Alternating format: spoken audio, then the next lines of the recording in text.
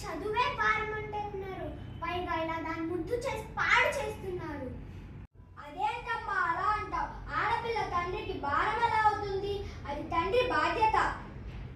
నానమ్మ, ఆడపిల్ల అనగానే సమాజంలో చిన్న చూపు, అభద్రత, అసహనం.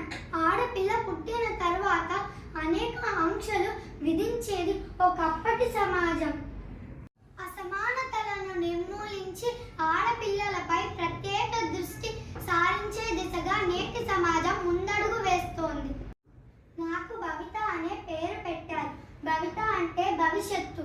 ప్రతి ఆడపిల్లకు వారి భవిష్యత్తును నిర్ణయించుకునే ధైర్యాన్ని, భరోసాని ఇస్తే కుటుంబమే కాదు, దేశము గర్వించదగ్గ స్థాయికి చేరుతారు. చాలా బాగా చెప్పావురా తల్లి. ఆడపిల్లలున్న ప్రతి తల్లిదండ్రులు అదృష్టవంతులు. తల్లిదండ్రులుగా ప్రతి ఒక్కరూ ఆడపిల్లల్ని వెన్నంటి ముందుకు నడిపిస్తూ వారి గెలుపుకు దారి చూపించే మార్గదర్శకులు అవుదాం. చూశారు కదండి, దేశ భవిష్యత్తే కాదు, వర్తమానము బాలికలదే. వారి కళ్ళకు సమాజాన్ని మార్చగల శక్తి ఉంది.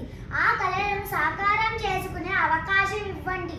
ఏ రంగంలోనైనా అవకాశాలను అందిపుచ్చుకుని మగవారితో సమానంగా విజయభేరి మ్రోగిస్తూ ముందుకు దూసుకెళ్తారు. బాలికలందరికీ అంతర్జాతీయ బాలికల దినోత్సవ శుభాకాంక్షలు.